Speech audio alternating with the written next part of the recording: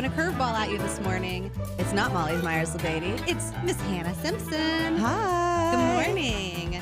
Molly, her condo association is having a garage sale, yard sale, and she had to be there to monitor the sale. So of course. It's an important thing. Mm-hmm. Actually, afterward, I probably might go and check it out. Not a bad idea. Molly, if you're listening, beware. Watch out. Who knows? Who knows what sort of fun people? I mean, if Molly lives in the condo association, there's got to be other fun people there, too. Yeah. Oh, yeah.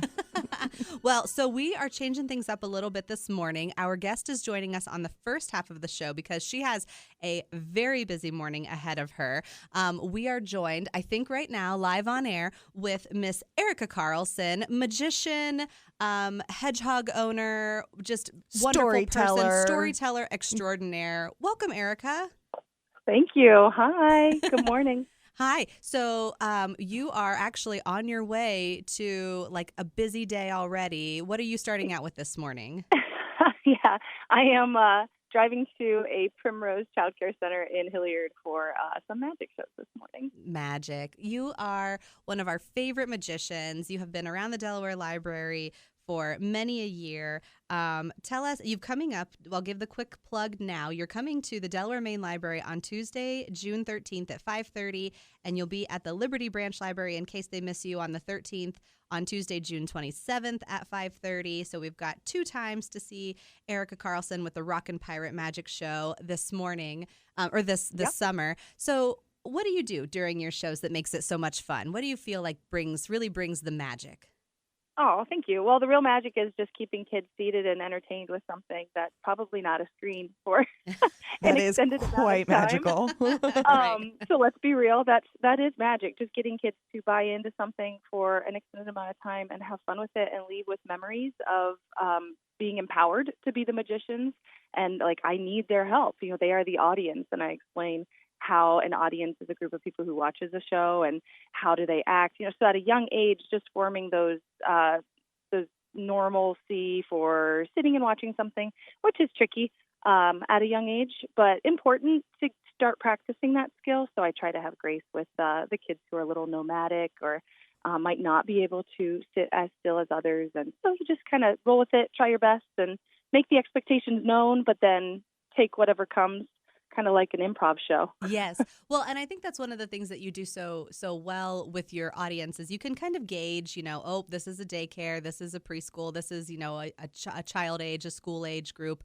But your pace, you keep up with it very quickly because, you know, some magicians can do a 30-minute long reveal. And you're like, I'm going to lose them in 2. So we got to keep it punchy. Yes, exactly. So, sometimes I'm like, okay, skip that trick because that's not going to land. Or, okay, we're going to move ahead. Oh, skip to the end. Okay, right. We're going to make him appear now. Then it's the end. Yep. Kids keep you on your toes. That's right. And just having a real hedgehog at the end, I think that is also the kids. I tell them at the beginning, we're trying to find a real hedgehog. And at the end, there's always somebody who's like, wait, it's real. That's a real hedgehog, which is really fun to say, yeah, it is. You know, I wasn't fooling you. He is your assistant, and he is really beloved. Yeah, he really is. I mean, it's the sweetest thing to show kids an animal that kind of demands a certain amount of calm too, to not get too nervous or curl up in a ball. Just like kids, you know, we need to be confident but gentle when we're around children and make, you know, just set that trust atmosphere for kids to be able to be around the hedgehog without scaring them. So it's an empathy building animal in many ways because they need to be calm even though they're excited. And I just say, like, I know you're so excited, but I really, Sedgy needs you to be calm. So take a deep breath and we, you know, work through that regulation and self-control too. Yeah, and he's such a trooper. So we are talking about Sedgy the Hedgie. Sedgy is a hedgehog, and he does accompany Erica on all of her magical visits. And so he really is such a great addition to the show. So great, in fact, that he now has his own book. That's right. Do you want to talk a little bit about that? Yeah. Oh, I'd love to. He's the main character along with Clover, my puppy. In a book called Sedgy the Hedgie Finds the Treasure.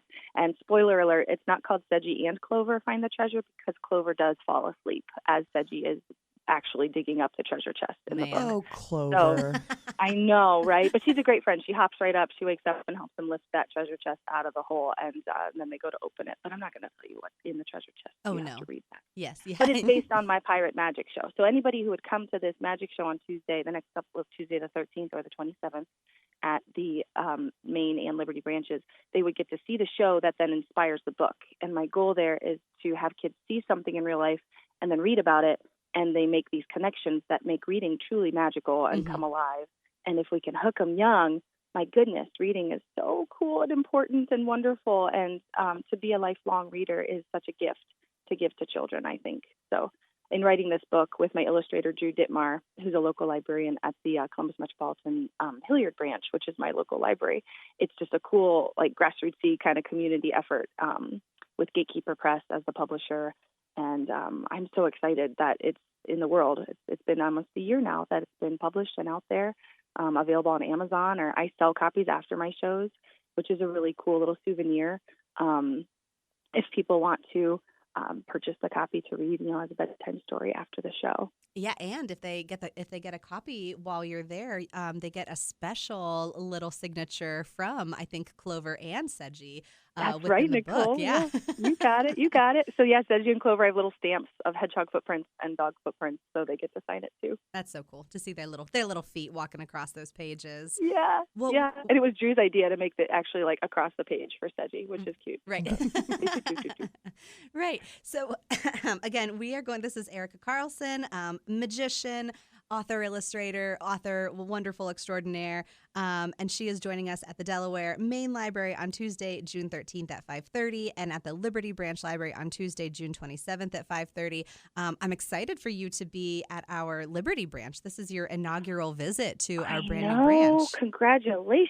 Thank I you. can't wait to see it. I adore visiting new libraries. It's just like the energy and the zing and it's just wonderful. Yeah, and I think for the groups of people who maybe have known that you've been around for a while and have seen some of your shows, I think you're going to get a whole new audience at the Liberty Branch who are just going to be fascinated with everything that you have to show them and all the wonderful things that you have to teach as far as, like you were mentioning, empathy, but also awe and amazement.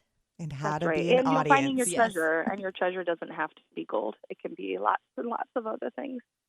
Yeah. So. Well, we know that you are on a tight schedule because as any performer, especially with children in the summertime, it is your busiest of busy seasons. And so we are so grateful for you for joining us on the air this morning. We're sorry we couldn't have you in studio, but we'll have to set a date for another time in the future and get you in here with your wonderful assistant.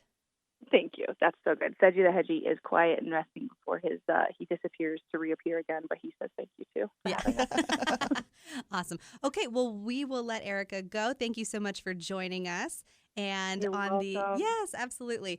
And on the second half of the show, since we're flip-flopping the order a little bit today, Hannah and I will talk about some books we're reading. We'll talk about some of the other things that are coming up in Summer Reading Club. So you won't want to miss. We have some really good ones for you this morning.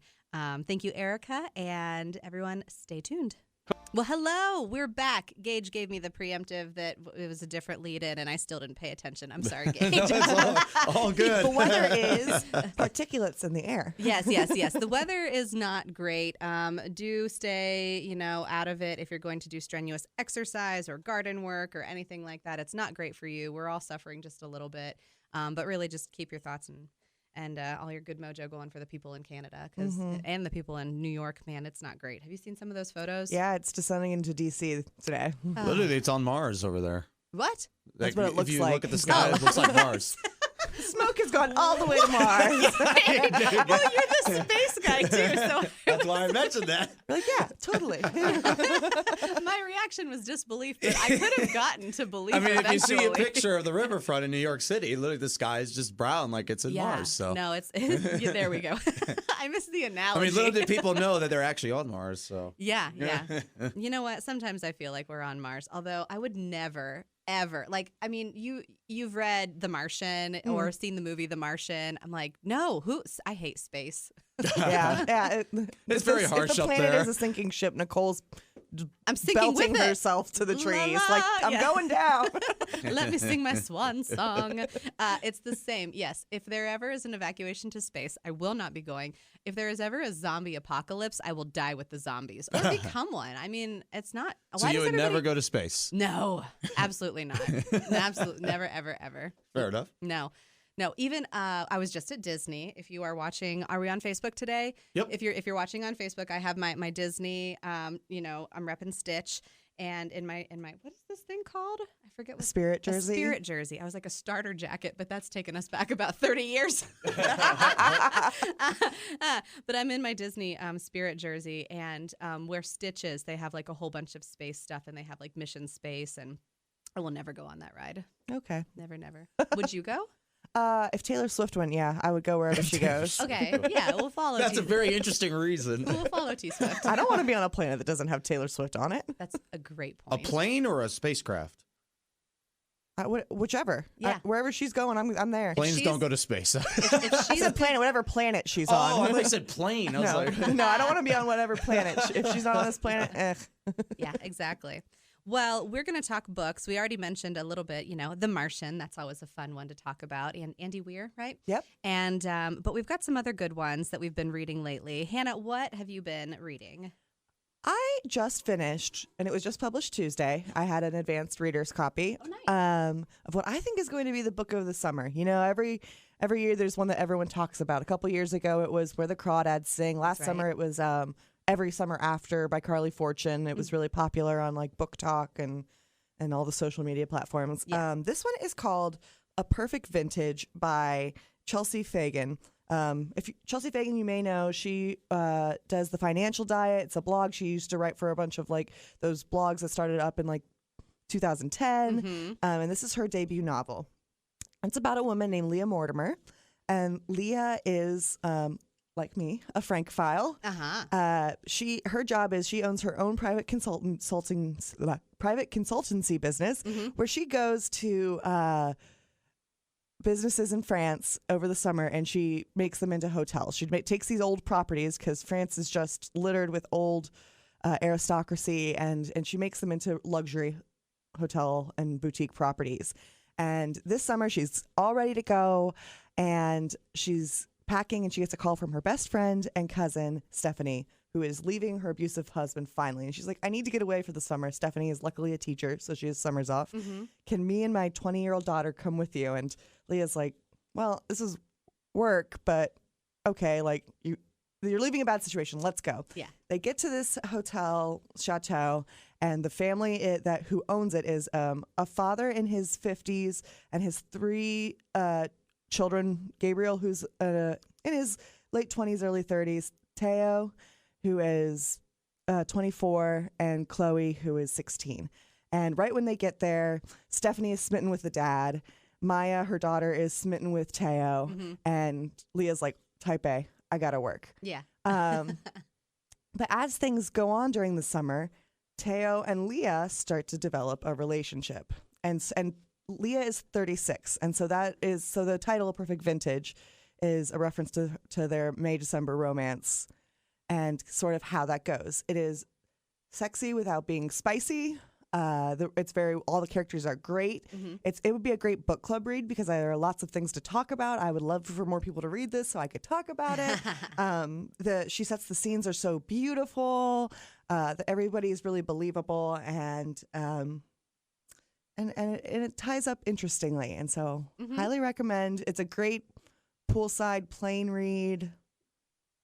Yeah, kind of one of those. Would you read it on a plane? Would you read it by the pool? Would you read it just sitting on the back patio? Yeah, all of those things. All of those It's good for that, but it's not too fluffy. It's got a little bit more depth depth. Yeah, more depth to it. Yeah, it's a good one. Yeah, that's good. It sounds like there's a lot of layers. You can kind of really dive into the different family dynamics and relationship dynamics. And, how many Easter eggs are there for France? I mean, there's a lot, yeah, but it's definitely more about the relationships, the things that if you know France, I think there's more Easter eggs for the hotel business. Oh, okay. Than there are for France. Okay, so Francophiles, you can read it and still enjoy it, but it's not necessarily going to be like steeped and dripping in the. No, she really does nail it. It's set in the Loire Valley, which is about 2 hours southwest of Paris, and so she sets the scene really well. So if you're familiar with the area, you're like, yeah, she nailed it. Oh, cool. But you don't have to be Yeah. totally steeped in knowledge of France to get this book or enjoy it. Nice. That sounds very nice. Say the title and the author again.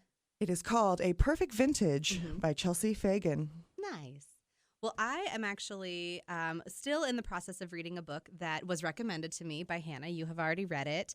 I've talked about our book club in the past. We have a very democratic book club that we are in, and we have polls, and the polls have voting, and you vote for your number 1, 2, and 3, and they're weighted, and so your number 1 vote is weighted higher than your 2 and 3, and it's a very democratic book club. Well, you can tell that it's run by literal neuroscientists. Yes, right. Scientists. We have graphs at the end and charts, and the end of the year slideshow, PowerPoint presentation. And then you got Nicole and I sat up in a panic at 10:30 last night. I went, book club loose tonight, and I did not show. No, I was my bad. I totally forgot. And I didn't read the book, to be honest. So it was best that I was not there anyway, because I would have just been like, "What's happening?" Sorry, QBC. Yeah. So, but this was one that we suggested, that Hannah suggested, that was in one of our polls, and I was like, "Wow, that sounded really amazing." It did not win the poll, but I said, "I'm going to read it anyway." It is called Confessions, and it is by I'm going to say Kanae Minato. And this is a story. It is translated, but the translation is very well. You don't really feel like it's a harsh translation, that there was a lot that was lost. But basically, the premise here is that there is a teacher of like 8th or 9th graders, very like old middle school, young high school. And it's the very last day of school, and she is giving her final lecture. And as she gives that final lecture, she unveils some secrets that have been happening over the course of the year. And she basically is telling them why she won't be returning the following year. And also, in the process, accuses 2 of her students of murdering her child. So it's very crazy that when I first read the description, I thought, because that was one of the things that says like a professor gives their final lecture. And so I'm thinking that this is like dark academia, that this is something in college. No, these are children. Yeah, well, that's a fair assumption, because I do love a dark academia novel. So if you're taking the recommendation from me, no, and the setting of the age group really does kind of make it wilder. Yes, absolutely. So I won't say, who she accuses or necessarily why she accuses them, but you come to learn that the teacher had a 4-year-old daughter, and that the daughter has died. And in a very suspicious circumstance, the daughter was kind of visiting the school, and then she's found floating face down, unfortunately, in the school pool. And, it's deemed an accident, but the teacher definitely knows otherwise and has her assumptions otherwise. And so she starts to play out. Not only in this final lecture does she drop the mic as far as accusing 2 of the students in her classroom, but then she also begins this revenge plot. And so that's chapter 1. There are only 5 chapters or 5 parts in this book. Then we go to chapter 2, and we hear from a student who was in that classroom, and that student is writing a letter to that teacher saying, like, it's only been 6 months since you've been gone, and here's everything that's gone down since you left. I thought you might want to know. And then we shift to another perspective of the brother who's away at college and is like, okay, so my younger brother was accused of murder, and my mom has now got some stuff going on, and what is happening? And so each part of this book kind of gives you a different perspective or continuation of the same story. It is fascinating. It is a wild trip, and I am here for it. Yeah, I remember setting it down because it was recommended to me by another friend who's like, I need to talk about this book. And I remember sitting it down and going, what the heck did I just read? Right? Yeah, it comes with a lot of, it comes with a lot of trigger warnings in every way possible, but it is a fun ride so far. So I am definitely going to finish it. It is very easy to really consume one chapter, about 40 pages at a time, and plop your way through this book, just perspective by perspective. So this is Confessions by Kanae, Kanae Minato, Minato, and I think you will really enjoy it. You'll get your hands on it nice and easily, either through audiobook or an actual physical copy. So those are our book recommendations. We're going to talk a little bit about some of the events that are coming up at the library this week. Starting today, if you want to get out in the woods, maybe the air quality is a little bit better there because you got the trees breathing and all those wonderful things. We have a partnership with Delaware State Park, and from 2:30 to 3:30, school-age kids, elementary age, are invited to come hike, crick, as I like to say, and make some s'mores. And that's at the Delaware State Park. Yeah. If you're going to head there, make sure the little ones are wearing closed-toed shoes. Yeah.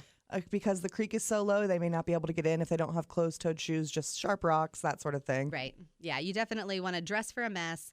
Maybe bring a change of clothes in your car. Maybe bring a towel or something like that. Smart. Bug spray, sunscreen, all that good stuff. But it's going to be a good time at the Delaware State Park this afternoon. We also have next week, we're changing out some of our story walks at all of the branches. So if you stop by, definitely if you stop by the Powell branch, the Orange branch, the Ostrander branch, we've got some new story walks happening there. Those are always a whole lot of fun. Like I said, we've got Erica Carlson's Rockin' Pirate Magic Show with Sedgy the Hedgie. I love that hedgehog so much. Love him. Gage loves that hedgehog too. Yeah, I remember when he came in a while ago. That was, I think, the greatest magic reveal because I think you had no idea what was coming. Oh, I had no idea. Yeah. No idea. And then all of a sudden, because, it's hard to do like the magic of magic on the radio, especially. Right. And Erica does a really great job of that. And then she did the reveal and Gage is like, what? I had no idea. Just a sweet little baby. She opened was it a treasure chest or something? And you just see a pot of gold or something in there. And then all of a sudden there was a hedgehog. Like, what? Where did that thing come from? And they have these long little noses and his little nose just kind of poked up. I was like, what is this? Oh, he's a precious angel. They're so sweet. Their spines are not sharp. I think that's a misperception of hedgehogs and especially porcupines too. It's like their spines are not necessarily. Porcupines have sharp quills. But if you pet them with the quills, they're not going to necessarily get you. Okay, well, this is a conversation for another day, Nicole. I haven't spent a lot of time with porcupines lately. Definitely check out our website, DelawareLibrary.org/event. You can see all of the things that are coming up. Final plug for Lisa C. She is coming next Wednesday. The event is sold out, but if you're on the wait list, watch your email because there might be some openings coming to you. So I hope you had a great day today, and I hope everybody has a wonderful weekend. Gage, thank you as always for your help on the board. Sure. Hannah, thank you for being my co-host today. I love being here. We'll go crash Molly's condo garage sale afterward. Here we come, Molly. Watch out. And thank you to our guest earlier, Erica Carlson, the great. And thank you for listening. Until next week, we will see you in the stacks.